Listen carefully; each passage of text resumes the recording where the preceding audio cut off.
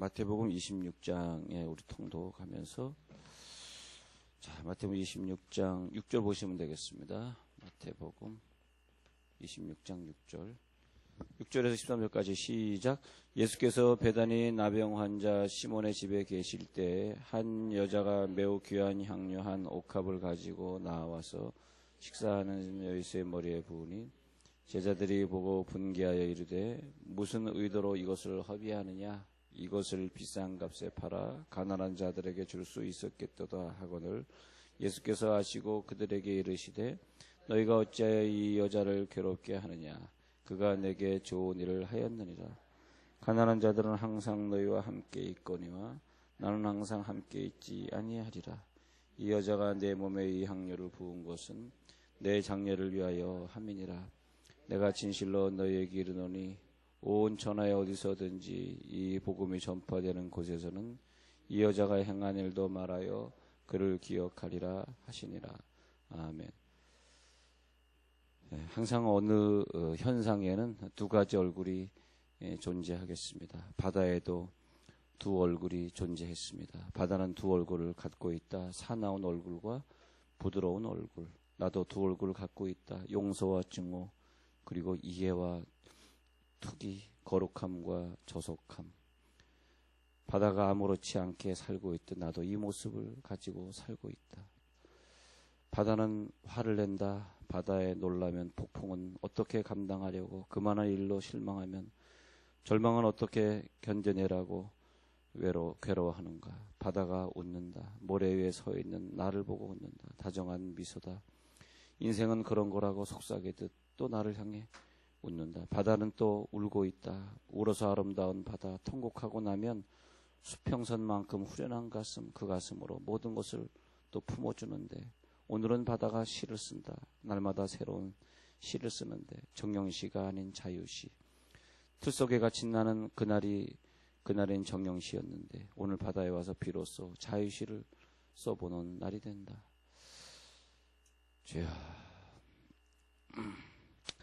자, 우리 마태복음 26장의 6절부터 보시면 나병 환자 시몬의 집에 계실 때에 이렇게 되겠습니다. 자, 이제 곧 보시면 유월절 만찬하고 십자가에 못 박혀서 죽어야 되는 시간이 다가오면서 그때가 유월절이 된단 말이에요. 우리가 이 성경을 볼 때에 참 성경이 제가 한번 생각할수록 좀 어렵습니다. 왜냐하면 그냥 이렇게 봐가지고는 뭔 말인지 사실 잘 모릅니다. 왜냐하면 지금 일단 우리가 좀 정리를 한번 해볼게. 일단 그 유월절을 앞두고 나병 환자 집에 가면 안 되는 사건 먼저 나오는 거예요. 유월절 앞이기 때문에 지금 나병 환자 안 되죠. 나병 환자는 모든 그 병 중에서 특히 피부에 걸리는 병으로서 이 병은 정말 그 성전에 들어갈 수 없는 사람을 일부러 예수님이 만나는데 나병 환자를 지금 만나면 안 되는 것이고, 여기서 보면 과거에 나병 환자였다가 예수님에 의해서 고침을 받은 자, 이제 그렇게 봐야 되겠습니다. 현재 나병 환자는 아니고, 나병 환자는 도시에 거할 수 없으니까 이 시몬이라는 사람이 과거에 나병 환자였다가 고침을 받은 그 사람을 얘기하는 거죠. 그래도 그 집에 원래 가면 안 되는데 예수님이 유월절 나병 환자 집에 왜 갔을까? 왜냐하면 바로 내가 온 것은 이런 우리 인간이 고칠 수 없는 그런 자를 고치고 성전에 들어갈 수 없는 자를 성전에 들어가게 하는 그런 사명으로 왔다, 그런 뜻이 되겠죠. 자, 접수됐죠? 그러니까 성전에 들어갈 수 없는 자를 성전에 들어가게 하려고 하는 사명으로 왔다, 그런 의미에서 나병 환자 집에서 계시고, 그리고 그 다음에 유월절 만찬을 하시게 되는 것이다, 이렇게 되겠습니다. 그것이 이제 6절이 말하는 것이고요. 자, 그 다음에 이것이 이제 6절이, 그 다음에 이제 7절에 가가지고는 뭐냐면, 한 여자가 귀한 향료 한 옥합을 가지고 나와서 식사하시는 예수의 머리에 부으니, 이렇게 됐단 말이에요. 그러면 이 7절에서 말하는 것은 귀한 향료 한 옥합 할 때 우리가 이제 여기서 이제 다른 구절에 보면 마리아가 나드 한 건을 부었다, 이렇게 해야 되는데, 그래서 이제 다른 구절에 의해 가지고 나드 한 건, 나드라고 하는 것은 이스라엘에서 나지 않는 아주 귀한 수입품의 향유인데, 자, 여기서 이제 이걸 우리들이 그 이스라엘 문화에서 이걸 구분하셔야 돼. 향유와 향수 이렇게 나눕니다. 향유는 뭐고 향수는 뭐냐 이렇게 꼭 나누셔야 돼요. 그러면 향유를 부었다, 향수를 부었다 이걸 나눠야 되는데, 향유를 부었다는 것은 원액. 자, 향유 나올 때는 항상 기억하세요. 원액을 얘기하는 것이고, 향수는 뭐냐 하면 그 원액을 조금 물에 타가지고 팔팔 끓여요. 그래가지고 향수로 쓰는데, 왜냐하면 나드 원액이 굉장히 비쌉니다. 어떤 제자가 말한 것처럼 1년 동안 보통 우리가 노동하는 대가, 한 1년 정도의 대가쯤 된다. 그 정도 보시면 됩니다. 그래서 향유, 그리고 원액을 갖다가 쏟아 부었다는 뜻이기 때문에 이것은 어마어마한 소비를 얘기하는 거죠. 그러면 자, 향유와 향수는 원액이, 이건 뭐냐면 물에 끓인 거. 자, 물에 끓여서 씁니다. 물에. 그러니까 우리가 이스라엘에서 살아보지 않은 사람은 사실 이런 구절을 우리들이 이해하기가, 그래서 우리가 이 한국에서 쓰여진 책이 아니라 이스라엘에서 쓰여진 책이기 때문에 좀 여러분들이 그런 좋은 기회가 되길 바라고요. 그래서 여러분들이 좋은 그런 이스라엘도 많이 가서 좀 공부하고 오시면 더 좋은 기회가. 여기서 같이 이렇게 새벽에 쭉 성경 공부하시던 분이 이렇게 언젠가 저분은 또 다른 먼 곳으로 가겠지 했더니, 진짜 우리 교회는 아니지만 저 지금은 저 아랍권에 가서 열심히 또 공사장에 가 있는 분인데, 가끔 이메일이 와요. 아유, 그때 말씀 배우던 게 너무 기억이 난다고. 거기서 이제 성경 공부를 할 수 없으니까. 또 여기서 어떤 부부 장로님 부부인데 이제 사역을 하러 떠나신 것 같네요. 우리 교인이 아니라서 그분이 요즘은 안 보이는 것 같은데, 하여튼 열심히 배우다 보면은 우리가 그런 거다. 하나님이 우리를 어떤 연단을 줬기 때문에 기도하러 나오셨을 거예요. 그죠? 연단 없는데 기도하러 나온 사람은 그 사람은 굉장한 사람이고, 그 사람은 뭐 무시무시한 사람이에요. 연단도 없는데 기도하러 나올 정도면요, 그 사람은 하나님이 어마어마한 복을 주시겠죠? 근데 우리는 보통 연단이 있어야 기도한다고. 하나님 우리들에게 연단을 분명히 뭔가 주셨을 거예요. 그 연단 뒤에 숨어 있는 어떤 하나님의 뜻을 우리들이 잘 이해를 해야 되겠죠. 연단 뒤에 숨어 있는 하나님의 뜻이 무엇인가? 나를 위해 기도시키는가? 영성의 훈련이죠. 연단 뒤에 숨어 있는 하나님. 그래서 그 훈련을 시켜서 하나님이 우리들의 그 영역을 더 확장시키려고 하는 거죠. 우리들의 영역. 자, 다음 주에 우리가 상담 치유를 공부한다 그랬을 때, 우리가 심리학을 이렇게 공부를 해놓으면은 또 거기에 우리가 쓰임받는 분야가 있어요. 근데 공부한 사람과 아는 사람은 그만큼 많은 영역을 누리고 있고 누리지 못하고 있고 그렇게 되는 거죠. 그렇게 되어 있습니다. 그래서 많은 지식을 집어넣는 게 좋아요. 이스라엘 문화 지식을 일단 이렇게 집어넣으면 그 다음부터 다른 구조를 볼 때도 좀 이게 다 연결이 되게 돼 있어요. 이스라엘 문화가 어떤 한 구석만 이렇게 공부했다 그래서 되는 건 아니고, 쭉 들어야지 나중에 다른 구절을 볼 때 그 구절이 풀린다는 거죠. 아, 왜 요즘 하나님이 우리들에게 이런 공부를 시키는가 생각해 보면, 그래서 향유냐 향수냐를 따져야 되는데, 왜 중요하냐면, 지금 제가 이 얘기를 아직 안 드렸는데, 향유는 원액이고 향수는 물에 끓여서 물에 탄 건데 너무 비싸기 때문에, 근데 향유는 어디다 쓰냐? 향유는 어디다 쓰고 향수는 어디다 쓰냐? 근데 향수는 이스라엘 사람들이 물이었기 때문에 목욕을 잘 못합니다. 그래서 이렇게 중국 같은 나라, 가난한 나라 가서 이렇게 안수기도를 하다 보면 여러분들, 냄새가 너무나, 머리를 너무 안 감으면 특히 머리에서 냄새가 많이 나죠. 사람들이 머리에서. 그래서 향수는 뭐냐 하면, 어떤 사람이 자기의 집에 이렇게 놀러 왔을 때 그에게 아주 귀한 선물을 해주는 것이 향수를 뿌려주는 거예요. 왜냐하면 냄새가 나거든, 몸에. 근데 향수를 뿌려주면 냄새가 좀 중화되죠. 그래서 여자분들도 이렇게 교회 올 때 향수 뿌리잖아. 근데 향수를 많이 뿌린 날은 내가 볼 때, 이 사람이 오늘 목욕을 안 했구나, 이제 그런 생각. 근데 목욕을 이제 안 했고 그렇게 하는데, 목욕을 안 했을 때, 머리를 안 감았을 때, 그때 이스라엘 사람들이 향수를 뿌립니다. 근데 좀 더 향수보다 진한 게 필요해요. 그것이 원액입니다. 이건 언제 뿌리냐 하니까, 우리나라의 그 장사법과 달리, 자, 이스라엘 사람들이 죽으면 1년 있다가 장례를 더 크게 치릅니다. 그때 그것이 뭐라고요? 이제 1년 지난 다음에 이제 1년 있으면 살이 썩는데 그런데 지방마다 조금씩 달라요. 지방마다 조금씩 다른데 아주 햇볕이 굉장히 강한 이스라엘 지역에서는 1년 안에 썩고 또 습기가 많은 곳에는 1년 또 있다 썩고 그러는데 보통 1년으로 따지는데 그 사람이 죽은 뒤로 딱 1년 지나면 거기 가가지고 이제 뼈들을 추려가지고 그래가지고 그 무덤 제가 그려드렸죠.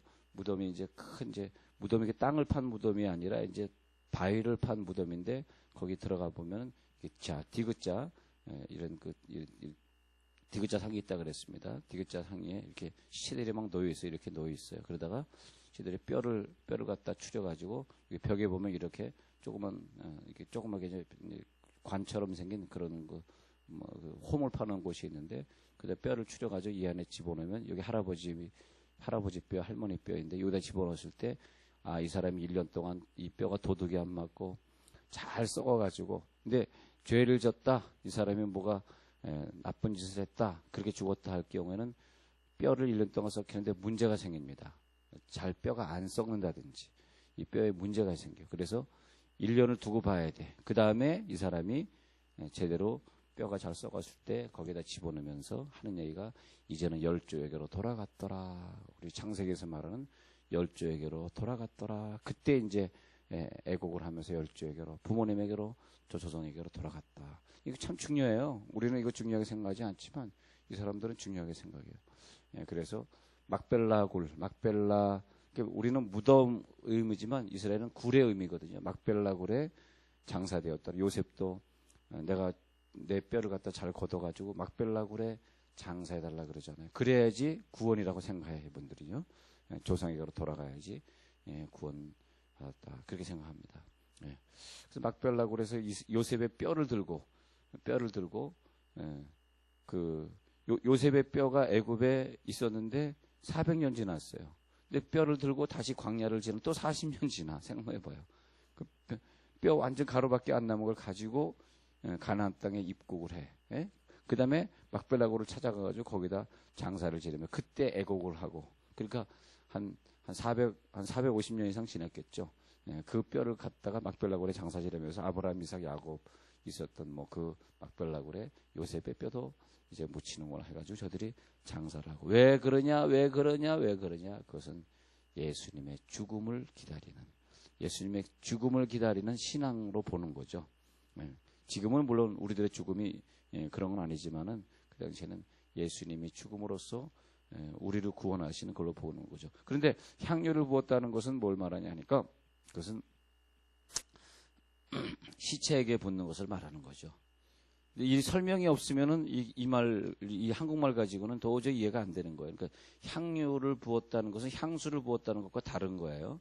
7절에 향유와 녹합을 부었다는 것은 이것은 왜 그러냐, 이 목욕을 안 한 냄새, 이것은 살 썩는 냄새 이렇게 됐단 말이에요. 근데 살 썩는 냄새가 목욕을 안 한 냄새를 비교할 수 없을 만큼 이 무덤 속에 들어가면 비교할 수 없을 만큼 냄새가 진동합니다. 특히 1년 만에 들어가서 그 뼈를 장사하려고 갔는데 잘 썩지 않은 그 살이 남아있는 경우에는 도저히 들어갈 수가 없습니다. 그 썩는 냄새가 아주 너무너무 힘듭니다. 그래서 그것을 방지하기 위해서 1년 만에 그 장사하기 위해서 뭘 갖고 들어가냐, 향수가 아니라 향유를 들고 들어가서 그 시체에 바르고 1년 있다가 시체 바른 다음에 그것다가 열조에게로 돌아갔더라라고 하는 그 노래를 부르면서 장사를 지낼 때 쓰는 이 향유다 이렇게 봅니다. 그래서 향유 한 옥합을 가지고 왔다는, 그러니까 제자들이 볼 때는 깜짝 놀라는 거죠. 예수의 죽음에 대한 생각이라기보다는 8절에 왜 이것을 허비하느냐, 비싼 값에 팔아 가난한 자들에게 줄 수 있었겠도다 할 때, 자 여기서 보면 이제 8절 9절에 이것이 뭐냐면 구제입니다.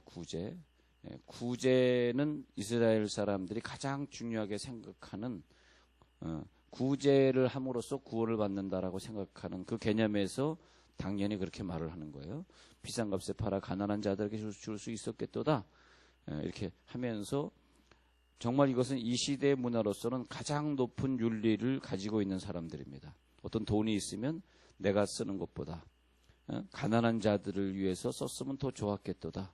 우리가 그러잖아. 이 돈을 어디다 쓰면 하나님이 가장 기뻐하실까 할 때 우리가 내가 오늘 어느 시간에 내 삶을 투자하면 하나님이 제일 기뻐하실까? 최고의 법이야 생각했는데 예수님이 하시는 말씀이 가난한 자들은 항상 너희와 함께 있을 수 있지만 하면서 12절에 이 향유는 내 장례를 위함이다. 내 장례를. 이거 그냥 구원의 법. 내가 죽어야 이 인류를 구원한다라고 하는 구원의 법이 최고입니다. 여러분, 구원의 법. 항상 생각하셔야 돼요.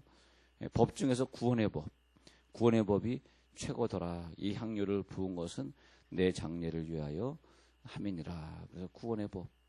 그래서 13절에서 천하에 어디서든지 이 복음이 전파되는 곳에는 이 여자가 행한 일도 말하여 그를 기억하리라 하시니라. 이렇게 되어 있거든요. 그래서 천하에 어디서든지 이 복음이 전파되는 곳에서는 하면서 이 여인이 행한 그 일, 그것이 뭐냐 하니까 예수님의 죽음을 기념하는, 예수님의 죽음, 그래서 모든 우리 인간들을 구원하시고자 하는 예수님의 죽음과 구원의 계획, 그것보다 더 중요한 법이 어디 있겠는가, 그렇게 말하고 있는 것입니다. 그래서 우리가 항상 법을 생각할 때 이것이 육의 법이냐 영의 법이냐. 자, 우리 다시 네 번째로 보면은 우리가 잘 이해가 안 되는 것 중에서 그 다음에 보면은 10절에 좋은 일을 하였느니라. 좋은 일, 우리 10절에 좋은 일을 하였느니라. 좋은 일이 무엇일까? 좋은 일이 무엇이? 항상 생각하세요. 진짜 좋은 일. 내게 진짜 좋은 일을 하였느니라 할 때마다 여러분들 항상 구원을 향한 쪽에 얼굴을 향하세요. 구원이다. 구원에 관심을 가세요. 구원에. 그랬더니 이 여인은 그 아까운 것을 다 허비해 버렸어요. 그 다른 구절에 보면 향유 한 컵을 깨트려라고 하는 말이 있죠. 깨트려라고 하는 말을 보면은 여러분 향유 한 컵을 확 깨트린 것은 그건 아니고요. 어떤 그릇을 갖다가 확 깨트리면 이거 다 그냥 아까운 그 향유가 다 쏟아져 버리잖아요. 제가 그 의미를 거기에다가 해야 될지 모르겠는데 여러분 그 샴페인이죠. 샴페인 뚜껑을 이렇게 딱 막아 놓잖아요. 근데 이걸 딱 뜯잖아 이렇게 해서 뜯는데 이 샴페인이 너무 소중하기 때문에 아주 중요한 마개로 막아 놓습니다. 근데 이걸 딱 뜯어버린 다음에 다시 끼기 힘들다 그렇게 생각하시면 돼요. 그걸 갖다 깨트린다. 자, 향유는 너무 귀하기 때문에 이런 식으로 한 옥합 안에다가 이렇게 잘 가던데 이 뚜껑이 말이에요. 뚜껑이 굉장히 단단하게 이렇게 맞춰져 있어요. 이걸 딱 뜯어버리면 그 다음에 뚜껑을 다시 끼울 수가 없어요. 우리가 마치 요구르트를 먹을 때 요구르트에 그 뚜껑을 딱 뜯어버린 다음에 그 붓기가 없어졌는데 내일 먹어야지 다시 붙이려고 그러면 붙일 수가 없는 그것 같습니다. 그것을 갖다가 이스라엘 문화에서 깨트려 그렇게 표현하는 거예요. 그러니까 향유옥합을 진짜 예수님에게 가가지고 그냥 예수님의 몸이 비도록 그냥 꽝 깨트려가지고 다 바닥에 그냥 다 흘려버린 그런 걸 말하는 것이 아니라 깨트려라고 하는 표현이 뭐냐면 이스라엘 사람들이 이 향유의 뚜껑을 갖다 제거할 때 쓰는 말이에요. 그러니까 한번 제거했기 때문에 다른 데 쓸 수가 없어요. 이거는. 그러니까 제거한 다음에 이걸 다 예수의 이 내 몸에 이 향유를 부은 것은 12절에 이렇게 표현하고 있고 또 다른 구절에서는 발에 부었다. 또 다른 구절에서는 머리에 부었다 그러는데 내 몸에 향유를 부었다라고 하는 것은 한 방울도 소비한 것은 아니고요. 그래서 잘 우리 이해를 못하면은 이 여인처럼 예수님의 몸에 몇 방울이 들들어 다 깨트려 가지고 다 그냥 그 향유가 낭자하게 그냥 다 바닥에 다 없어지더라도 몇 방울이 예수님에게 묻혀지더라도 그래야 됩니다. 그런 표현은 좀 아닌 것 같고요. 이것은 좀 이 뚜껑을 제거할 때 그래서 이 예수님은 이 귀하게 향유를 부었습니다. 마치 뭐에 쓰듯이 부었냐 하니까 시체에 바르듯이 하셨다. 시체에 바르듯이 시체에 대하듯이 했기 때문에 13절에서 이 여자가 행한 일이 기억되어야 하리라. 나를 시체로 생각했기 때문에. 어떻게 보면 좀 섭섭해요. 야, 내가 시체냐? 살아있는데 뭐 하는 것이냐? 이렇게 반응하셨어야 되는데 예수님은 감사하다.